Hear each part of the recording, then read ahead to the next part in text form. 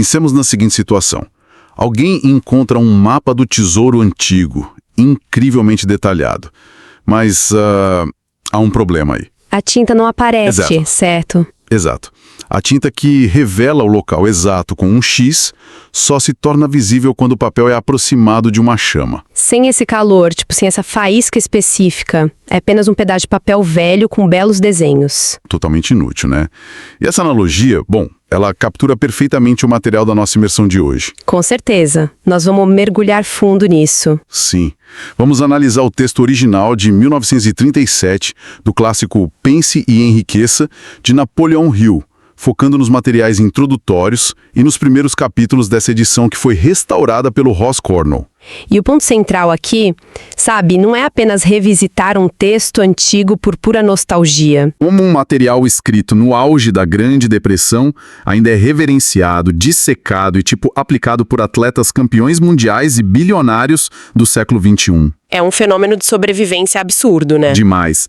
Nossa missão hoje é encontrar essa faísca que revela o mapa, certo? Vamos desvendar isso. O que faz dessa obra um fenômeno contínuo é justamente o fato de que ela, não é um manual financeiro tradicional. Não tem dica de investimento ali. Nenhuma.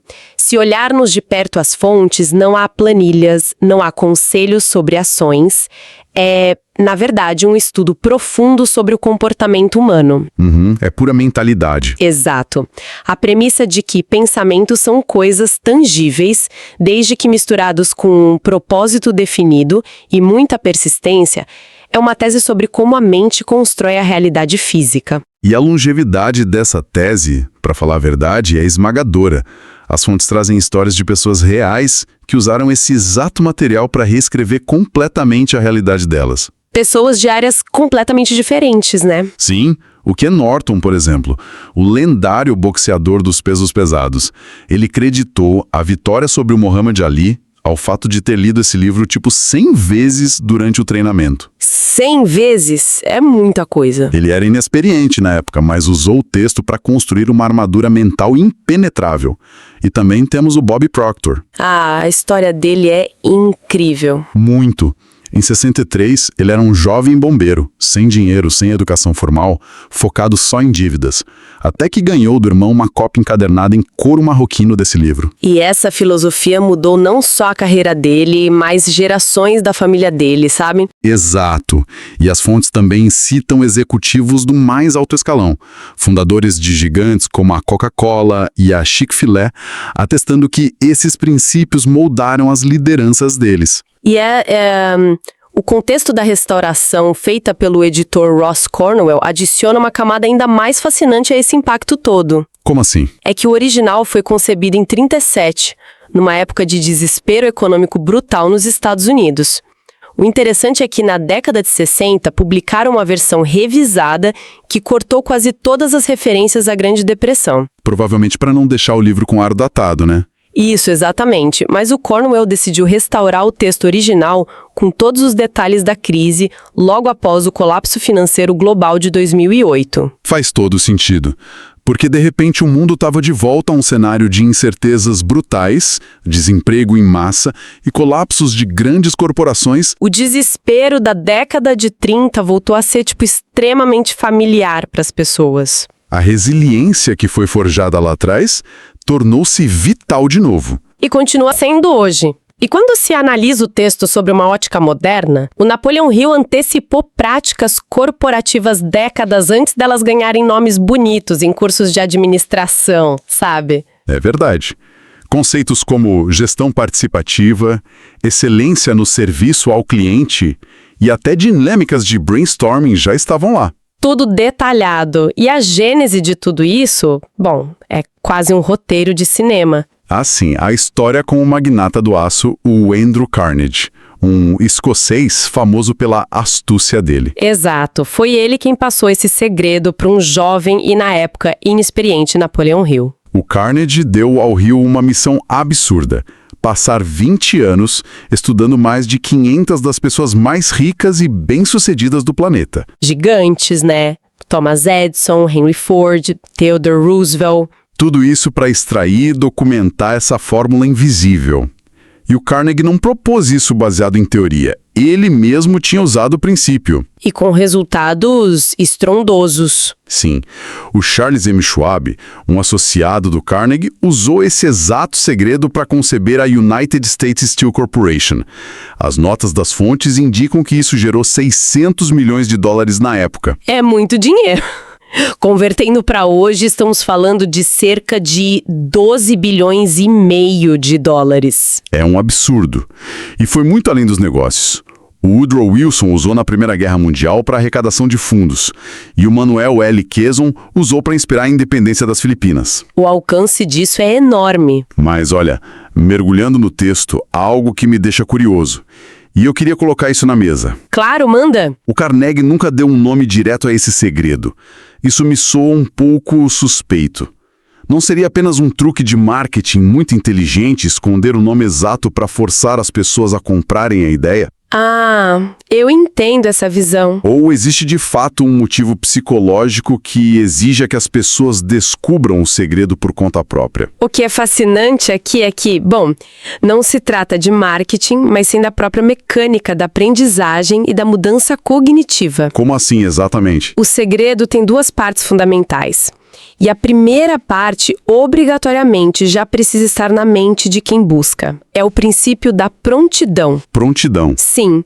Se a pessoa não tiver uma mente intencionalmente preparada para absorver essa mudança de paradigma, o que o autor chama de trocar uma consciência de fracasso por uma consciência de sucesso, nomear o segredo abertamente seria inútil.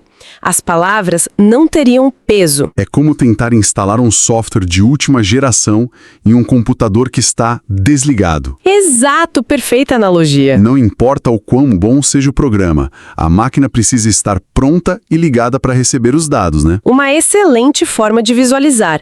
E é por isso que o material enfatiza tanto que a educação formal tradicional, por si só, não é o motor desse processo. Ah, isso fica claro com os exemplos que ele usa. Sim, o texto aponta para o Thomas Edison, que teve apenas 3 meses de educação formal, e o Henry Ford, que nem terminou o ensino médio. Eles não tinham diplomas, tinham essa prontidão absoluta, esse estado de consciência preparado para identificar oportunidades e focar na solução e não na barreira. Exatamente isso. Mas, sabe, ter uma consciência de sucesso soa um pouco abstrato na teoria.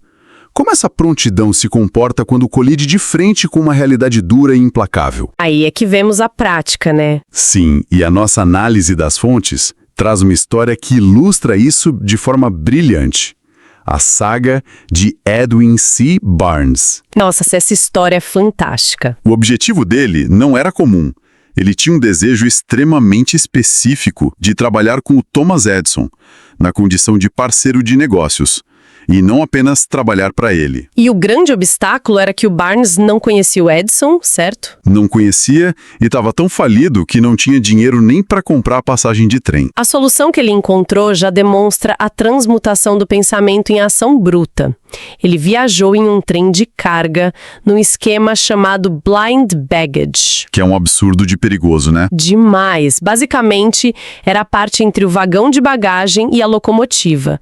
Um lugar cheio de fuligem e fumaça usado por clandestinos. Quando ele chegou ao laboratório de Edison em Nova Jersey, ele parecia um vagabundo, coberto de sujeira. Qualquer um teria fechado a porta na cara dele. Qualquer pessoa em sã consciência teria chamado a segurança, mas a narrativa foca no que o Edison percebeu. E o que ele viu ali? O Edison relatou que viu uma determinação tão visceral no rosto daquele homem, uma disposição de literalmente apostar a própria vida naquela única chance que resolveu dar a ele uma oportunidade. Mas, não foi uma parceria imediata, né? Longe disso.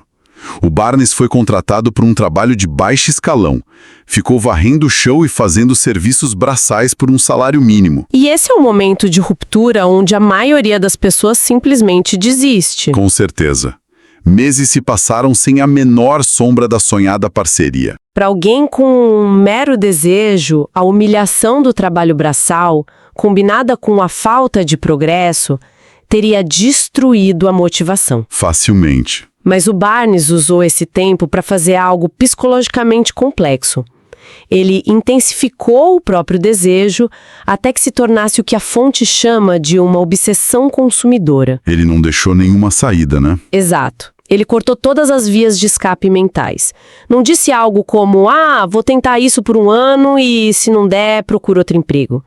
Ele estabeleceu que ficaria ali o resto da vida se fosse preciso. Queimar as próprias pontes de recuo é o que forja a primeira parte do segredo. E olha, aqui é que a coisa fica realmente interessante. Chegou a oportunidade. Sim. A oportunidade finalmente chegou, mas com um disfarce terrível. O Edison inventou uma máquina chamada Edison Dictation Machine, o Edphone. Um gravador de voz, basicamente. Isso. Mas os próprios vendedores do Edison detestavam o aparelho. Eles achavam que a máquina era desajeitada e que os clientes nunca comprariam sem um esforço colossal. Ninguém queria vender aquilo. Ninguém. E eu vejo isso como um verdadeiro cavalo de Troia do sucesso. A oportunidade para o Barnes não desceu as escadas em um terno sob medida, oferecendo um contrato numa mesa de mogno. Tava totalmente disfarçada, né? Fim, escondida dentro de um ditáfone feio que todo o departamento de vendas rejeitava. O Barnes teve a clareza de enxergar através do disfarce da rejeição alheia. Ele pediu para vender a máquina. Ele propôs isso ao Edison, e o resultado? Ele vendeu com tanto brilho que o Edison deu a ele um contrato para distribuir o aparelho nacionalmente. Nossa! E assim nasceu o slogan, feito por Edison e instalado por Barnes. Ele transformou-se de um clandestino num trem de carga, no parceiro de negócios do maior inventor do mundo. Esse conceito do cavalo de Troia ilustra perfeitamente o que o autor descreve como o hábito sorrateiro da oportunidade. Oportunidade não vem com aviso prévio. Exato. O texto enfatiza que a oportunidade adora entrar pela porta dos fundos, muitas vezes usando o disfarce de um infortúnio ou de uma devota temporária. Os outros vendedores só viam o problema, né? Focados na dificuldade, na escassez de interesse do mercado. Mas o Barnes, equipado com aquela obsessão consumidora, possuía uma espécie de lente corretiva. Essa lente permitiu que ele visse ouro puro onde os outros viam apenas um problema mecânico impossível de vender. Perfeito. A história do Barnes mostra o que acontece quando a mente está blindada pela persistência. Ele transformou um ditáfone indesejado numa fortuna. Mas olha, a realidade é que a vontade por si só, às vezes não basta quando a estratégia falha. É verdade. Isso nos obriga a olhar para o outro lado da moeda nessas fontes. O que acontece quando as pessoas têm a grande ideia, levantam o capital, encontram o caminho inicial, mas desmoronam na execução a longo prazo. É a armadilha do meio do caminho. Exato. É aqui que passamos do triunfo do Barnes para a tragédia inicial de um homem chamado R.U. Darby, durante a febre da corrida do ouro. O caso do Darby é um estudo essencial sobre essas armadilhas. Durante a febre do ouro no oeste americano, o tio do Darby foi tentar a sorte. E ele realmente encontrou um veio de minério reluzente. Eles acharam o ouro logo de cara. Acharam. Mas a mineração bruta exige maquinário pesado para trazer o ouro para a superfície, sabe? Sem dinheiro para o equipamento, ele cobriu a mina e voltou para Maryland. Foi buscar investimento. Sim, convenceu parentes e vizinhos, incluindo o jovem Darby, a investirem as economias no maquinário. Eles levantaram capital, compraram equipamento e voltaram para o Colorado. E no início, foi um sucesso absoluto, né? O primeiro vagão de minério extraído provou que eles estavam sentados em uma das minas mais ricas do estado. Estavam quase milionários. Mas alguns vagões seriam suficientes para pagar todas as dívidas e o resto seria lucro puro e inimaginável. Mas então, o pior pesadelo da mineração aconteceu. O veio de ouro simplesmente desapareceu. O fundo falso da riqueza caiu. Eles continuaram perfurando freneticamente tentando reencontrar o veio. E depois de muita exaustão e desespero, tomaram uma decisão pesada. Eles desistiram. Venderam maquinários caríssimos por algumas centenas de dólares para um comprador de sucata e voltaram para casa com o peso do fracasso. É de cortar o coração. E a reviravolta dessa história reside exatamente na atitude desse comprador de sucata. Ele não era um minerador, mas fez algo que os Darbys ignoraram completamente. O que ele fez? Ele buscou conhecimento especializado. Ele contratou um engenheiro de minas para examinar o local. E a descoberta do engenheiro é tipo de embrulhar o estômago. Por quê? O ouro ainda estava lá? Sim, a falha não estava na ausência de ouro, mas na falta de compreensão da geologia. O engenheiro calculou a dinâmica das chamadas linhas de falha. Que são aquelas áreas onde a Terra se desloca, certo? Isso, e corta o veio de minério. Os cálculos mostraram que o veio de ouro deveria ser retomado a exatos 3 pés, menos de 1 metro, do exato local onde os Darbys haviam parado de perfurar. Caramba, a menos de 1 metro. Exato. E foi exatamente lá que o sucateiro encontrou o ouro, extraindo milhões de dólares daquela mina. Menos de 1 metro de distância da fortuna. A dor de saber disso deve ser algo que tira o sono de qualquer pessoa. Nossa, com certeza. O Darby teve que passar anos trabalhando para pagar cada centavo aos vizinhos de parentes que confiaram nele. Mas a narrativa mostra que ele canalizou esse trauma gigantesco. Ele transformou isso numa lição de vida, né? Sim, ele entrou para o ramo de venda de seguros de vida e prometeu a si mesmo que, já que havia parado a 3 pés do ouro na mineração, nunca mais aceitaria um não de um cliente. Com uma baita virada de chave. Ele se tornou um de um grupo minúsculo que vendia mais de $1 milhão em seguros por ano naquela época. Uma verdadeira prova de resiliência. Então, o que tudo isso significa na prática? Tudo bem, a lição imediata é nunca desista. Mas, bom, eu vou fazer o papel do advogado do diabo aqui. Manda. Como separar a persistência focada da teimosia cega? Sabe quando as pessoas estão a 3 pés do ouro, ou apenas cavando um buraco que vai levá-las à falência de vez? Isso levanta uma questão importante sobre a mecânica do fracasso. O texto descreve o fracasso quase como uma entidade viva, um trapaceiro irônico que adora derrubar as pessoas exatamente quando o sucesso está ao alcance das mãos. O fracasso brinca com a gente. Exato. O grande erro dos Darbys não foi o ato de abaixar as ferramentas. O erro fatal foi desistir antes de buscar o conselho de um especialista. O sucateiro foi humilde o suficiente para chamar o engenheiro. Exatamente. Ele sabia das próprias limitações. A persistência inteligente exige flexibilidade, sabe? Quando o veio de ouro some, aplicar força bruta infinitamente no mesmo ponto é apenas teimosia. Você precisa recalcular a rota. A verdadeira persistência é a disposição de adaptar a estratégia, de encontrar o conhecimento especializado necessário para entender por que o caminho foi bloqueado e como contorná-lo. Faz muito sentido. E o Darby entendeu, no mercado de seguros, que um não inicial não era um fracasso absoluto, era apenas uma linha de falha na negociação, que exigia uma nova abordagem. É genial. E o mais curioso é que o Darby não extraiu essa lição de resiliência apenas do desastre na mina de ouro.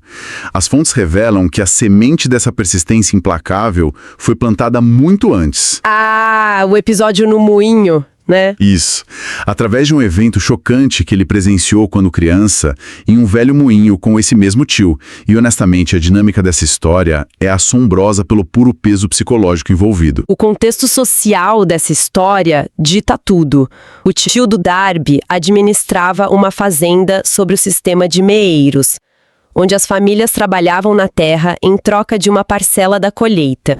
Era um ambiente de pobreza extrema, de muita vulnerabilidade social. Sim, e um dia, no moinho, a filha de um desses meeiros, uma criança, em uma época de profunda segregação e tensão, entrou silenciosamente. O tio, acostumado a comandar com mãos de ferro, perguntou o que ela queria, de forma super ríspida. E a menina respondeu com muito medo, mas respondeu, né? Disse timidamente que a mãe mandou buscar os 50 centavos dela. O tio explodiu, claro. Gritou que não daria dinheiro nenhum e mandou a menina sumir. A criança disse, sim, senhor, mas, contrariando toda a lógica social daquele ambiente, ela não recuou um único milímetro. Ela ficou plantada ali. Ficou plantada ali. E a tensão da cena reside na absoluta assimetria de poder. O proprietário adulto da terra contra a criança vulnerável. Quando o tio olhou de novo e a viu imóvel, a autoridade dele foi desafiada diretamente. E ele não lidou bem com isso. Nem um pouco. Ele pegou um pedaço de madeira grossa de um barril e marchou furioso na direção dela. O Darby conta que prendeu a respiração nessa hora. Achou que a menina seria espancada. Qualquer um acharia, né? Mas quando o gigante furioso com o pedaço de pau chegou perto, a criança fez algo impensável. Ela deu um passo à frente, cravou os olhos nos olhos do adulto furioso e gritou, com toda a força dos pulmões: "Minha mãe tem que ter esses 50 centavos." E o resultado disso foi, paralisante. Totalmente. O tio simplesmente congelou no lugar. Ele largou o pedaço de madeira, colocou a mão no bolso, tirou a moeda e entregou para a menina. Ele cedeu. Cedeu totalmente. Ela pegou o dinheiro e foi recuando devagar em direção à porta, sem em nenhum momento desviar os olhos do homem que ela havia acabado de dominar. Uma imagem muito forte. O Darby relata que usava a lembrança dessa criança de olhos faiscantes toda vez que um cliente de seguros tentava mandá-la embora. Mas olha, dissecando o mecanismo dessa cena. Vamos lá. Qual é a explicação psicológica real que está sendo mostrada aqui? Porque não foi apenas o volume do grito que parou o homem, certo? O que quebrou completamente a vontade de um adulto poderoso e armado. Se conectarmos isso a um panorama maior do comportamento humano, estamos vendo a anatomia da influência e a quebra de um roteiro cognitivo. Quebra de roteiro? Como assim? O que aconteceu naquele moinho foi a colisão de dois propósitos com intensidades muito diferentes. O propósito do tio, de intimidar a menina, era movido por um roteiro social automático. Ele esperava a submissão natural, né? Sim, era uma reação superficial de autoridade. Por outro lado, o propósito da criança era uma necessidade negociável, transferida pela mãe. O que paralisou o tio foi a dissonância cognitiva. A mente dele deu tela azul. Literalmente. A certeza absoluta da criança, a recusa dela em quebrar o contato visual ou demonstrar o medo esperado causou um curto-circuito no script mental do adulto. Ele não sabia como processar aquela resistência inabalável vinda de alguém sem nenhum poder material. Exato. A criança usou a primeira parte do segredo na sua forma mais crua. Um propósito definido apoiado por um desejo inflexível. Ela não tinha status, não tinha força física ou dinheiro. Mas a certeza mental dela projetou uma força gigantesca que sobrepujou a vantagem física do oponente.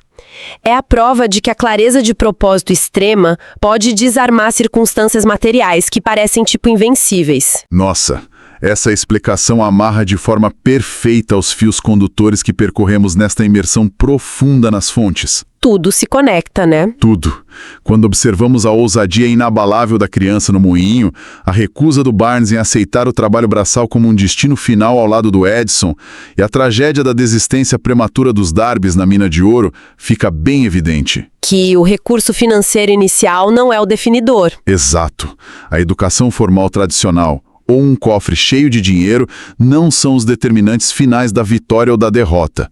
O Edison e o Ford provam isso de forma categórica. A verdadeira tragédia que essas páginas nos ensinam é a ausência dessa certeza absoluta. É o ato de abandonar a busca a parcos centímetros da grande descoberta. É fechar os olhos e reclamar da sorte quando uma oportunidade monumental bate à porta, usando as roupas gastas do trabalho duro, vestindo a máscara dolorosa da rejeição ou camuflada em um ditáfone que todo mundo odeia. E o que o texto escrito nos anos 30 e resgatado para o caos moderno nos diz é que pensamentos são de fato coisas estruturais. Eles moldam a nossa realidade, né? Sim, moldam a realidade quando fundidos a um propósito definitivo que se recusa a aceitar a falha como algo além de um desvio temporário. E esse é o núcleo de toda a obra. A base de tudo. A lição duradoura é que as condições externas, seja uma depressão econômica global, seja a falta do dinheiro da passagem de trem, são secundárias ao estado de prontidão mental. O material desafia ativamente a transição de uma mente ancorada na escassez para uma mente sintonizada com as soluções. Não é magia, é a realocação sistemática do foco e da ação. Exatamente isso. Bom, sabendo que as maiores oportunidades possuem esse talento brilhante e sorrateiro de entrar pela porta dos fundos, muitas vezes disfarçadas de infortúnios, de falta de sorte ou de uma derrota temporária amarga, fica um pensamento final para quem nos escuta hoje. Uma boa provocação, espero. Sempre.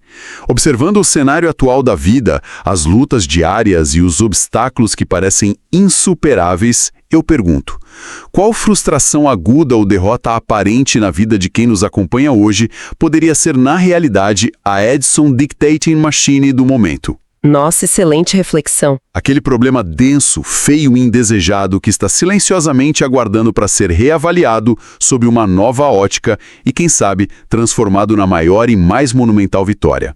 Fica aí para analisarem com cuidado. Até a próxima imersão. Até lá!